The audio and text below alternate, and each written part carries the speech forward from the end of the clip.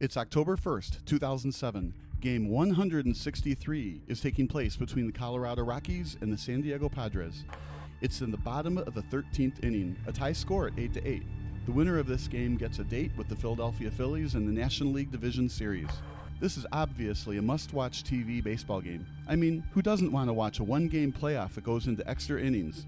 However, to fully appreciate what happens next, we have to know the history of both franchises.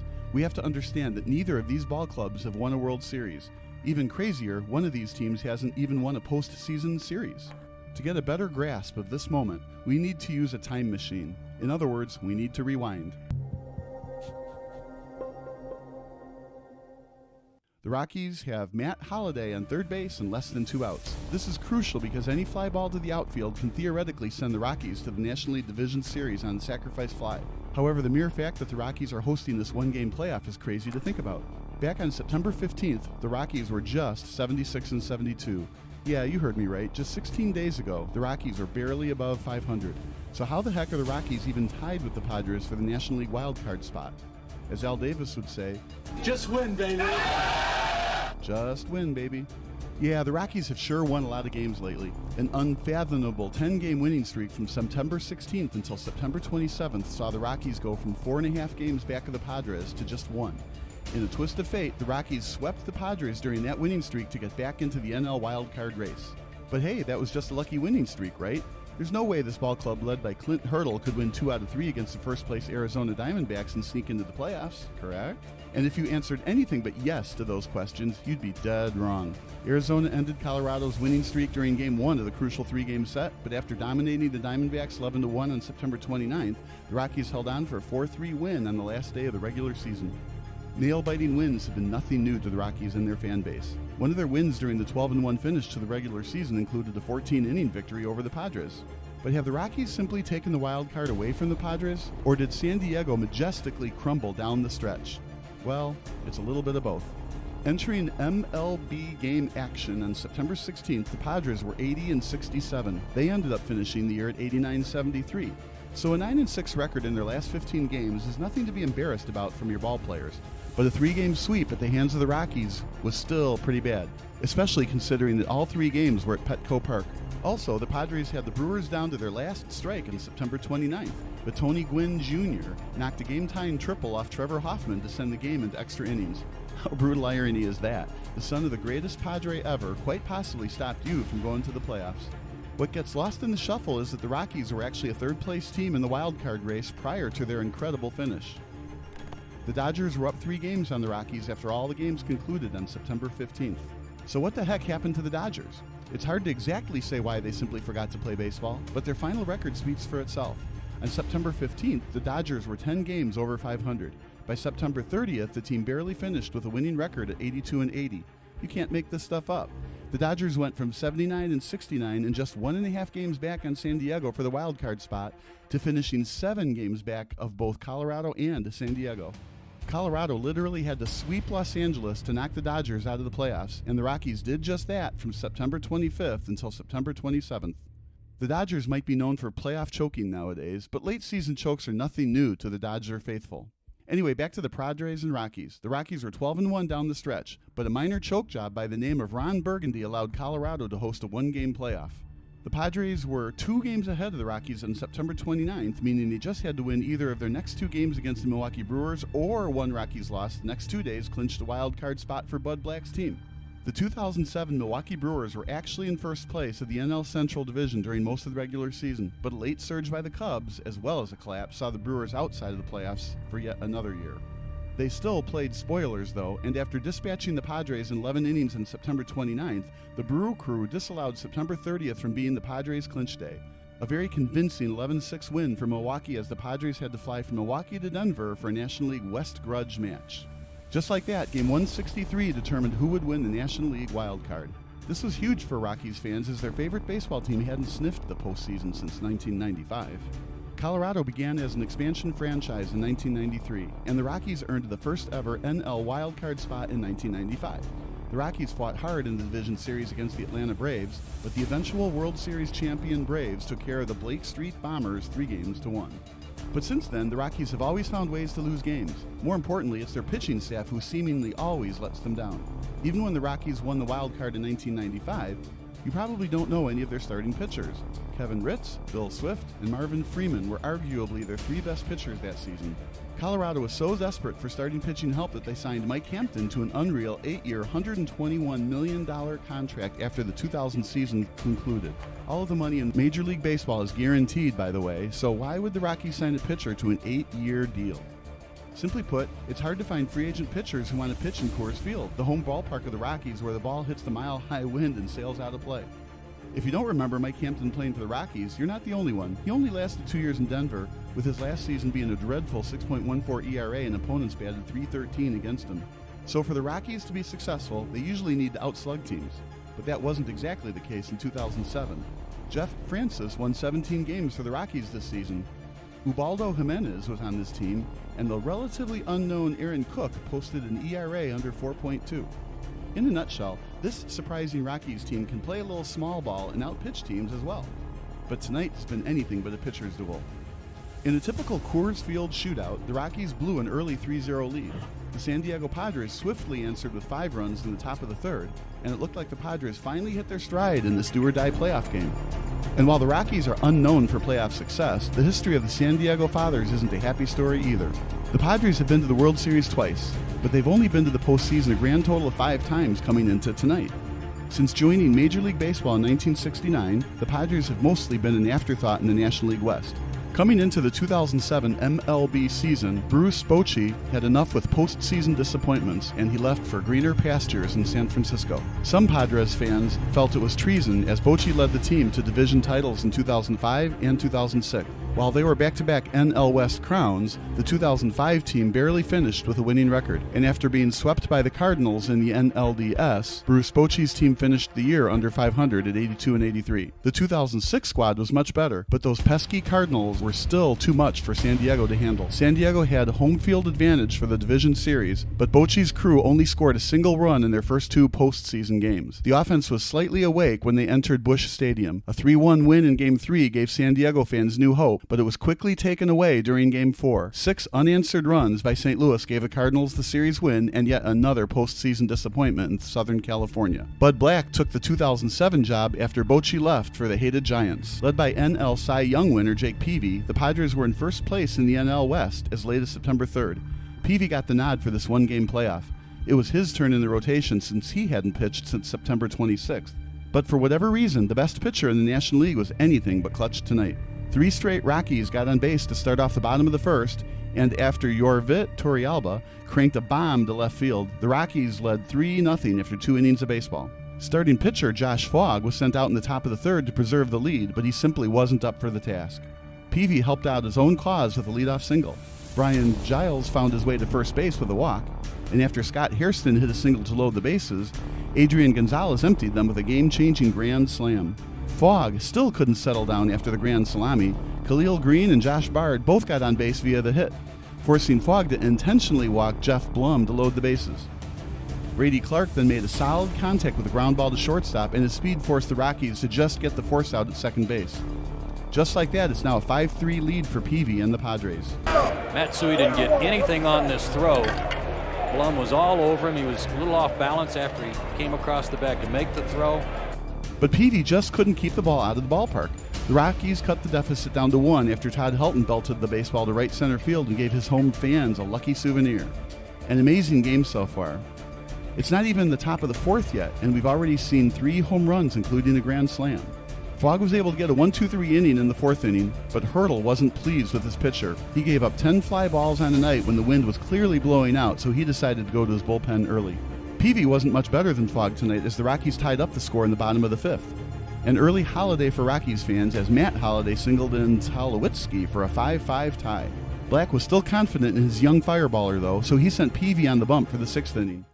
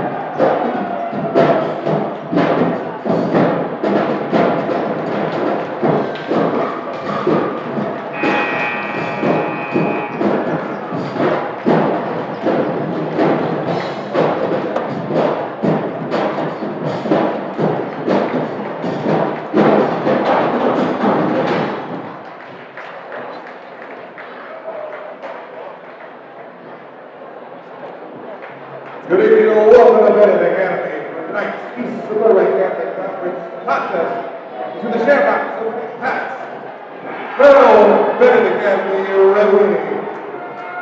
Tonight's game is being played according to the rules and regulations of the Illinois High School Association and Benet Academy.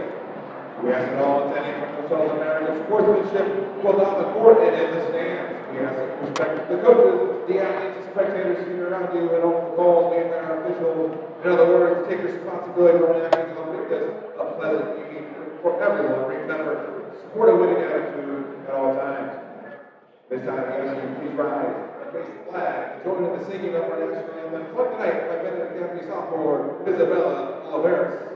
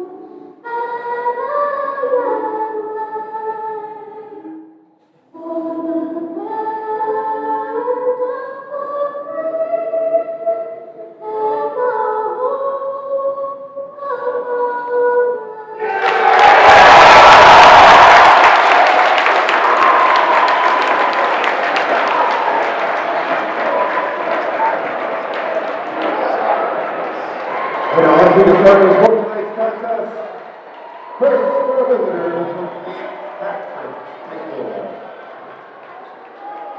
Wearing the number 11 freshman Greeley. Wearing the 23, 6'3" senior Frank Henry. Number 24, senior Brandon O'Donnell.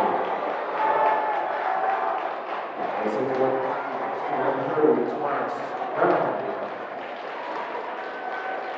This is 43, junior number 32, senior Yanni. The sandbox head coach, Frank Mike Bailey. And now let's meet our starters from Benet Academy.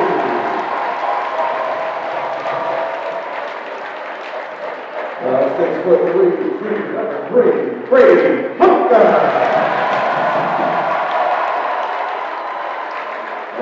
6'4", junior number 30, Nicola Abusara. 6', senior number 2, Brennan White. 6', senior number 5, Ben Romanesco. 6'10", senior number 24, Kyle Thomas. Over to the 5, Dean Heitkamp.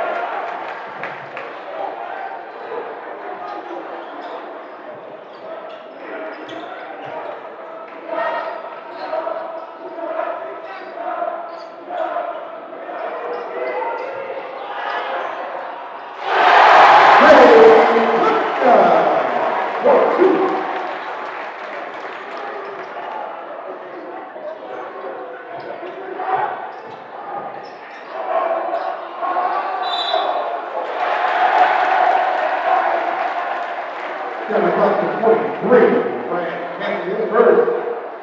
Team's first.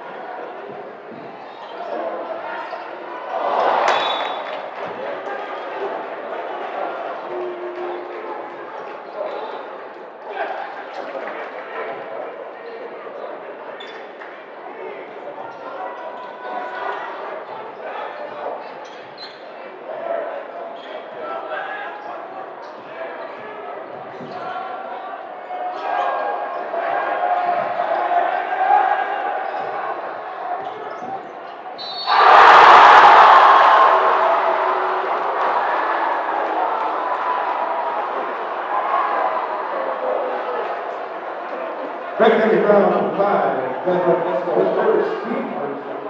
22 shots for the Shamrocks. Tomas Brown.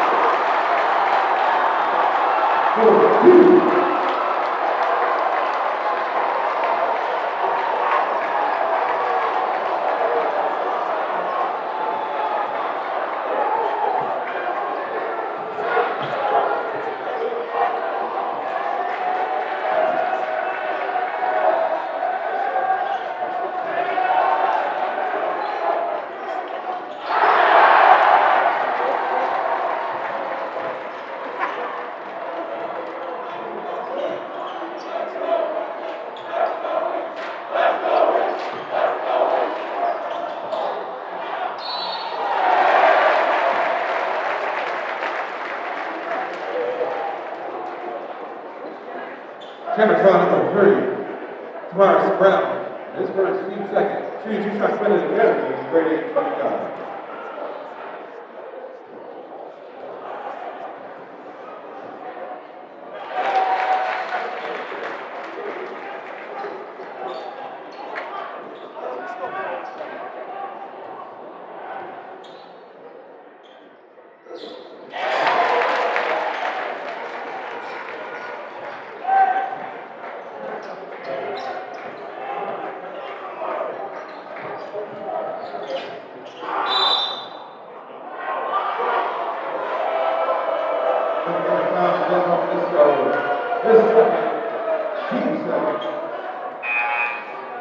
Benet Academy, Lord and Crystal.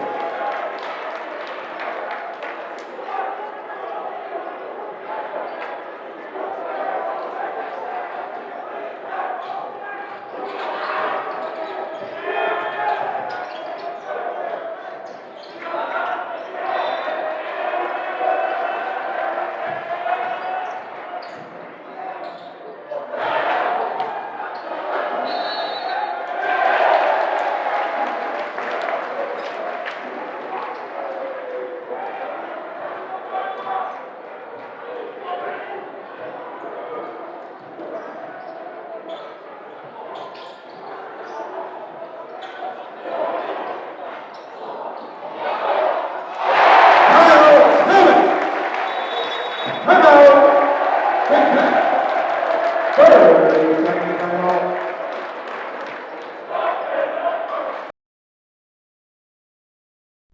This is Sports Broadcast Solutions, a broadcasting network for everyone. Check us out at sportsbroadcastsolutions.com and become part of the digital sporting world.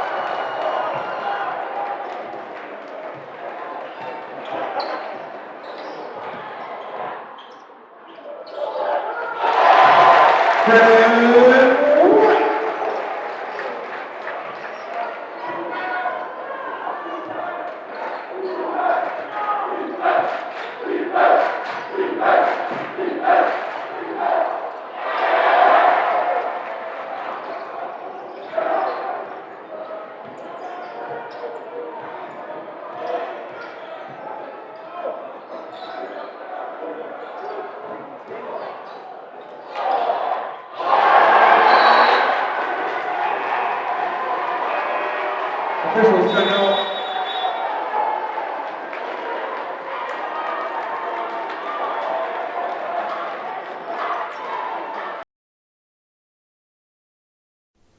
Sports Broadcast Solutions is a broadcasting network for everyone. At SBS, we offer a professional broadcasting experience for the non-professional athlete. Just like the pros, we offer everything for you. Play-by-play commentary. A no-hitter at Kane County Stadium. 15 strikeouts, 1 walk, 1 error, and that's it. Color commentary, highlight reels, recruiting videos, and much, much more. Unlike our competitors, we zoom in on the action and always have a live scoreboard with a live time code. If you're ready to have your next sporting event feel like CBS Sports, then make sure to call Sports Broadcast Solutions today. Our phone number is 330-957-7653, or you can go online to sportsbroadcastsolutions.com. SBS, a broadcasting network for everyone.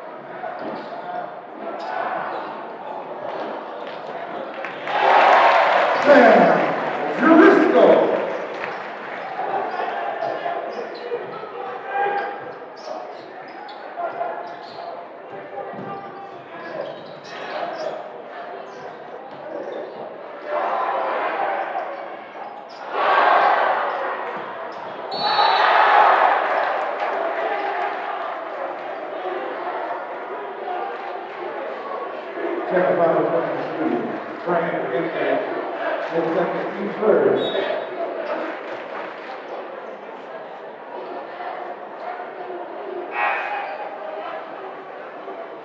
And that's number 34, A.J. Thomas.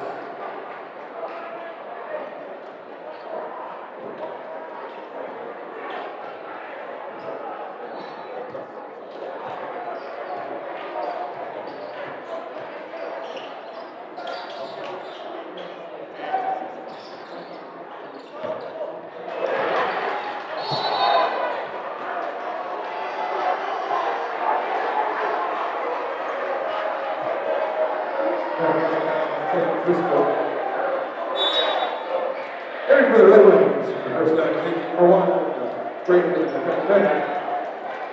Number 33, West Stevens.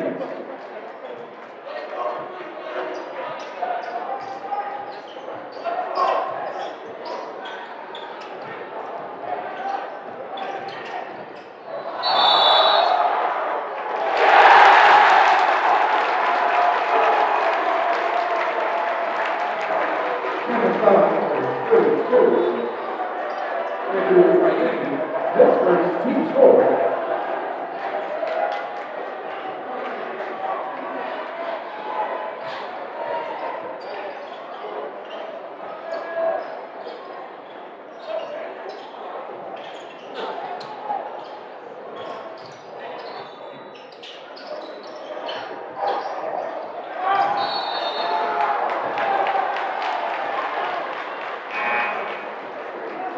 Then have a foul number 4, Fiscal.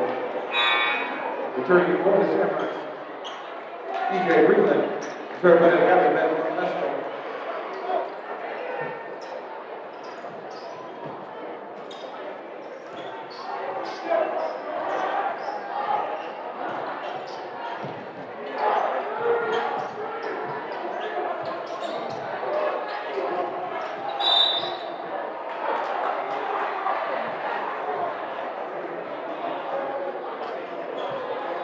Then again, West Stevens first.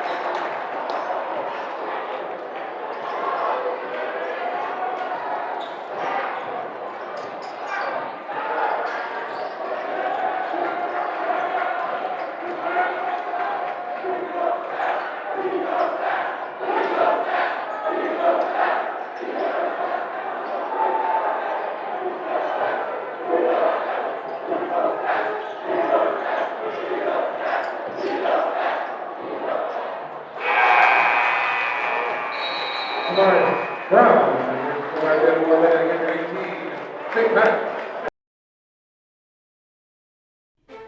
Sports Broadcast Solutions is a broadcasting network for everyone. For those of you that just want raw footage of your sporting event, but no play-by-play or color commentary, you just need us to live stream video from the event over the internet. We will live stream your event on YouTube on our Sports Broadcast Solutions channel. In addition, we also have a dedicated channel on YouTube for live streaming at SBS Livestream. And if you need multiple channels, we can utilize Facebook Livestream and Instagram Live on our channel as well. Options include commercials from your sponsors, professional scoreboard graphics are still available, and of course, yes, pre- and post-game interviews are available as an option if you want. We've been working really hard this whole summer and stuff. Whatever your sports broadcast needs, we are at sportsbroadcastsolutions.com. Check us out and become part of the digital sporting world.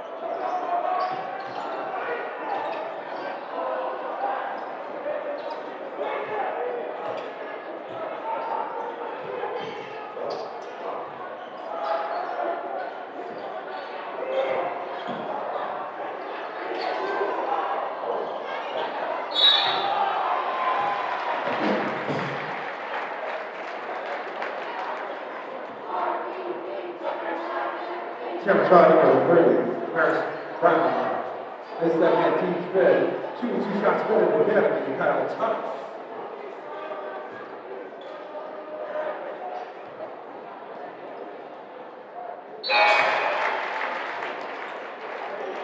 Eric Billy Evans, Brian Finley, Sam Bennett Academy.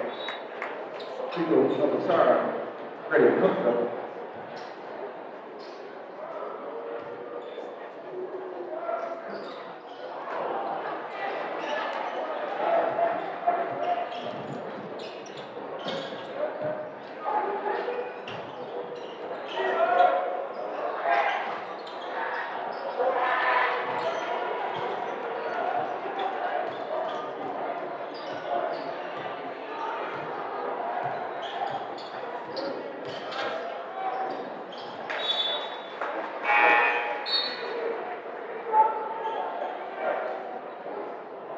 Turn Benet Academy ran on white.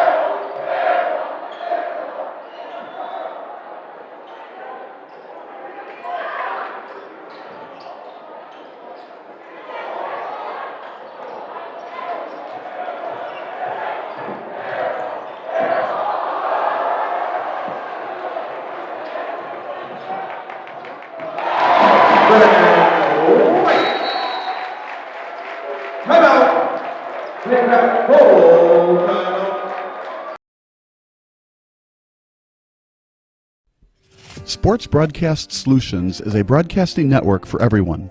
Instead of spending hundreds or thousands with all these college recruiting sites, let us put together your college highlight reel. For just a fraction of your potential college scholarship and significantly less than these recruiting services, we got this.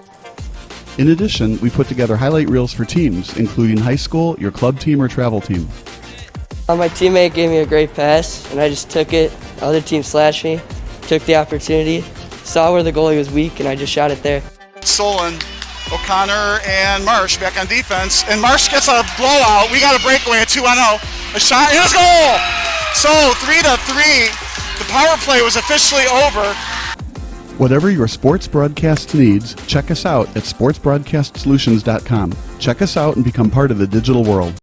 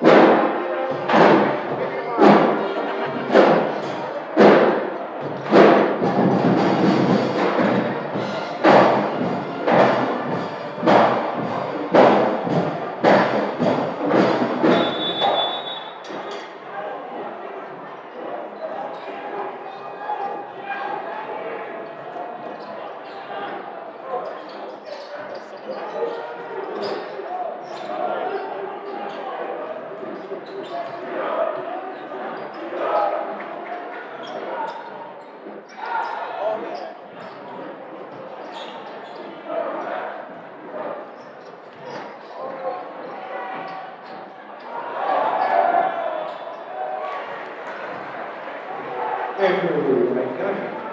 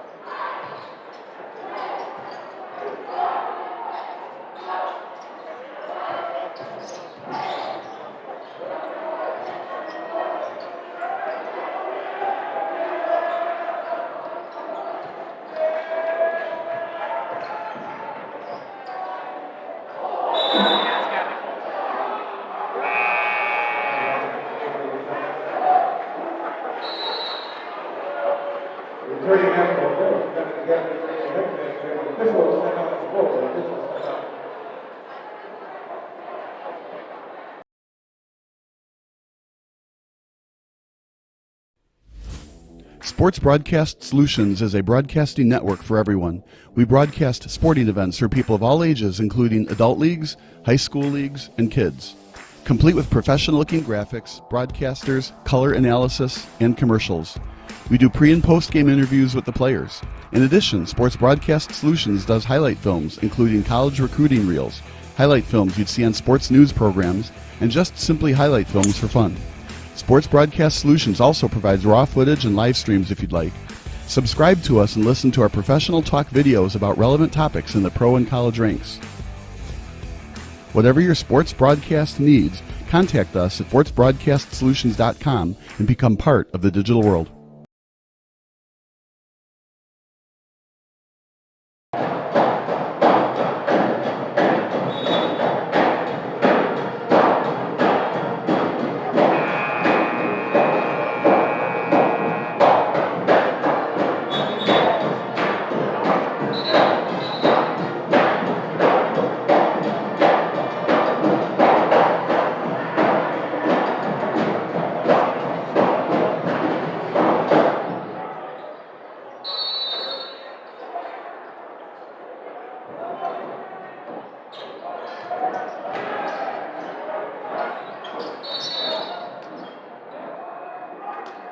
Timeout, Benet.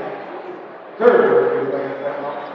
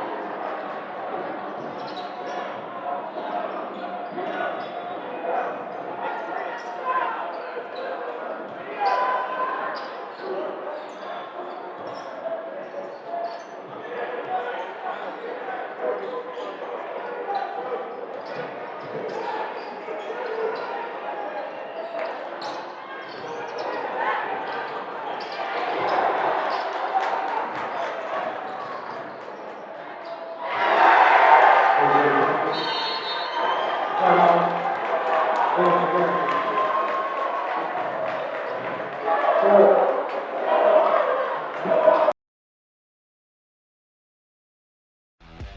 your child's sporting event just plain stinks. But you don't have to worry about that anymore, thanks to Sports Broadcast Solutions. SBS is a live broadcasting network, as well as covering your on-demand needs, recruiting videos, highlight reels, and much, much more. We can broadcast live to any website, and we also post as much on-demand content as you need. For more information about SBS, check out our website at sportsbroadcastsolutions.com. Sports Broadcast Solutions, a broadcasting network for everyone.